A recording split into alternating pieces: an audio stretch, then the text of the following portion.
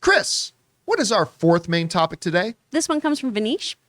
Hello, John and team. Well, there's a new #1 movie of the year. Up until this weekend, the biggest movie of the year was Matt Reeves' The Batman, but that title has now passed to Doctor Strange. What do you think is the significance of Doctor Strange being the #1 film, and which of the two movies, The Batman and Doctor Strange in the Multiverse of Maddness, is the better movie overall? Thank you. All right, thanks, Vinesh, for sending that in. And yes, so kind of tucked away in the headlines today is that for a third week in a row, Doctor Strange in the Multiverse of Maddness took the #1 spot at the box office. I believe #2 was Downton Abbey, A New Era, which Ann and I went to go see Downton Abbey, A New Era. How was it? It was delightful. Okay. It was really nice. Made $16 million. Nice. Not bad. Did Anne dress up? What's that? Did Anne go in costume? No, I think she would have if I would have, but Okay. that ain't going to happen. So, but we went dun, dun, dun, dun, dun. Anyway, Maggie Smith is awesome. I'll go watch Maggie Smith in anything. But it was delightful. Came in second place, but it made another $31 million domestically. More notably, though, it crossed the $800 million mark. And in doing so, it has surpassed The Batman as the #1 film. Now we're getting close to 6 months at this point. It is now past The Batman as the #1 film of the year. This comes to us from the folks over at Screen Rant who wrote the following.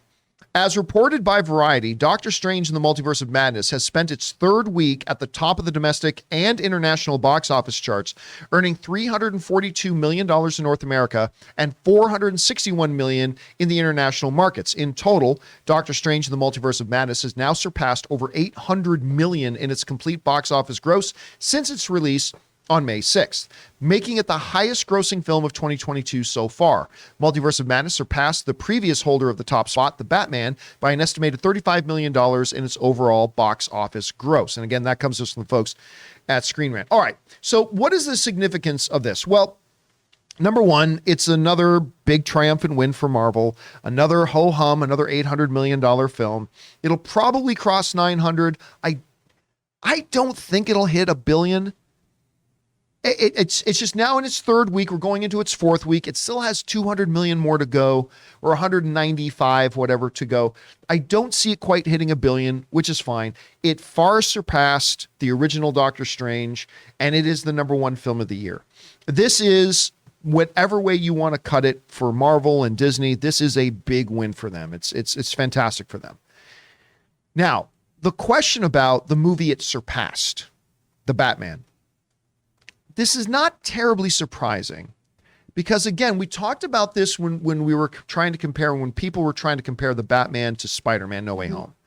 It's like, guys, look, Spider-Man No Way Home, it's Spider-Man. It's family friendly. It's cool. Now, there's some darker stuff in Spider-Man No Way Home for sure, but, you know, you looked at the Batman trailers and the Batman was dun, dun, dun, dun, and flaming cars and nightmarish images of this creature coming out of the dark and the Penguin is hanging upside down in his car going, ah! Like this was never going to be a movie that was going to hit the Spider-Man. You like that? There's so much of that in that movie. There's so much in that movie. There really is. This was never going to be a movie that was going to make Spider-Man kind of money, right? And so now, granted, while Doctor Strange in the Multiverse of Maddness was also far from family friendly, I mean, we ran into traumatized kids coming out of this. That poor little boy. That poor little boy. We ran into some traumatized children coming out of that movie. But still, it looks like a Marvel film, right? And the Batman didn't. So I don't think there's any real surprise here that Doctor Strange surpassed the Batman at the box office. Not a surprise. Which of the two films do I think is the better overall film? Well, listen, I've seen Doctor Strange in the Multiverse of Maddness thrice. So I've seen it 3 times now. For those of you who don't know what thrice means. I've seen it 3 times. Why did you have to repeat that? I don't know. So I've seen it trois times. Little French there for you, for my Canadian friends. And it, to me, got better every time I saw it.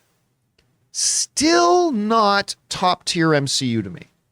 Like it does not break into that same category for me as, say, Civil War, Winter Soldier, Infinity War, Shang-Chi, Sonic 2.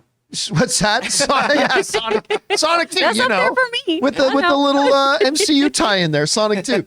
It does not for me break into that top tier I think, but it rests pretty comfortably in that mid tier. Yeah. Where I have other films like Doctor Strange, even though I think the first Doctor Strange was a little bit better than this one, but still, I put in that same tier as Doctor Strange, Captain Marvel, Ant-Man, films I quite enjoy, but not top shelf MCU.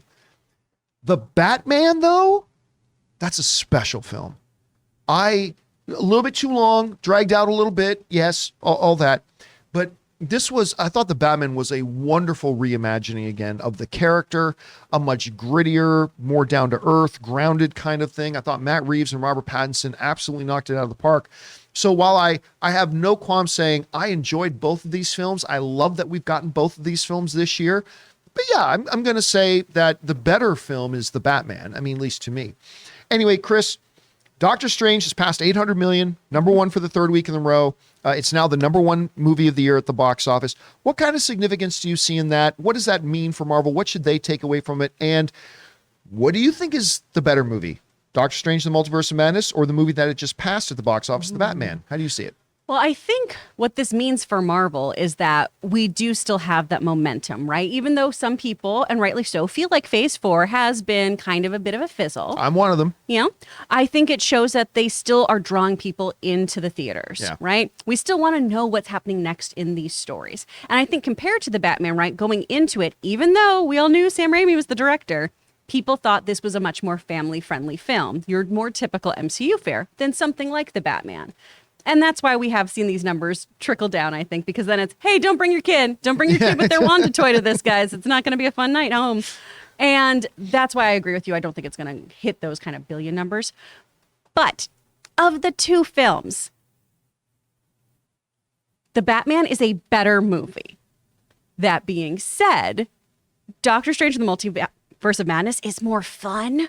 So I'm going to watch that one probably with more regularity than The Batman. Right. I don't always want to watch Seven. I want to see it every now and then, but it's not a go-to feel-good movie where I'm like, I'm going to go home, put on my Charizard onesie and feel nice. No, I'm going to watch something like Spider-Man No Way Home. I do have it.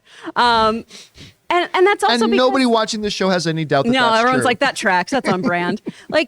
Everyone who watches this with regularity knows I am not a big horror film, but I love stylized violence. So things like Sam Raimi's work, I adore. I'm a big Evil Dead fan. I love this kind of stuff. I love those Dutch tilts and weird camera angles that he brings to the table. Did you ever see Drag Me to Hell? No. That's a fun one. Okay. I think you watched that one, didn't you, Ray? I think. Yeah, I actually really like that Would movie. I like that, Ray? Drag Me to Hell's really good. Oh, no. I would hate it. I don't No, think Chris, so. no, not a Chris Carr kind of. There's No. a lot of creepy stuff. Is there in eye that- violence? And it just stays mentally with you, some of the images that you get from it. Yeah. I can't remember any eye violence, but yeah, I know that freaks you out a lot. The contact lens in Batman, I was like, no. So I think that's the movie I would watch more is Doctor Strange and the Multiverse of Madness, but The Batman is objectively a better movie. All right, guys. Question is for you. What do you think about this? Doctor Strange is number one at the box office 3 week in a row, crossed $800 million, and become the number one box office film of the year. What significance do you think that means for Marvel? What signals does that send? And what do you think is the better movie, that one or the one that it passed, The Batman? Whatever you guys think, jump down to the comment section below and let me know your thoughts. Guys, we want to thank the sponsor of today's video, Mint Mobile. You know, the one with the delightful ads with good Canadian kid Ryan Reynolds. So look, after years of fine print contracts and getting ripped off by big wireless providers, if we've learned anything, it's that there's always a catch. So when I first heard that Mint Mobile offers premium wireless starting at just $15 a month, I thought, what's the catch? But after talking to them and using their service, it all made sense. There isn't a catch. And guys, that's no joke, because for years I've been using one of the major providers and it was fine. But I switched over to Mint Mobile a little while ago. The service has been fantastic. And the big difference is I'm now paying about 1/3 of what I was paying before. And the best part for anybody who just hates their phone bills is that Mint Mobile offers premium wireless for just $15 a month. All of their plans come with unlimited talk and text plus high-speed data delivered on the nation's largest 5G network. Use your own phone with any Mint Mobile plan and keep your same phone number along with all your existing contacts. To get your new wireless plan for just $15 a month and get the plan shipped to your door for free, go to mintmobile.com/Campea. That's mintmobile.com/Campea. Cut your wireless bill to $15 a month at mintmobile.com/Campea.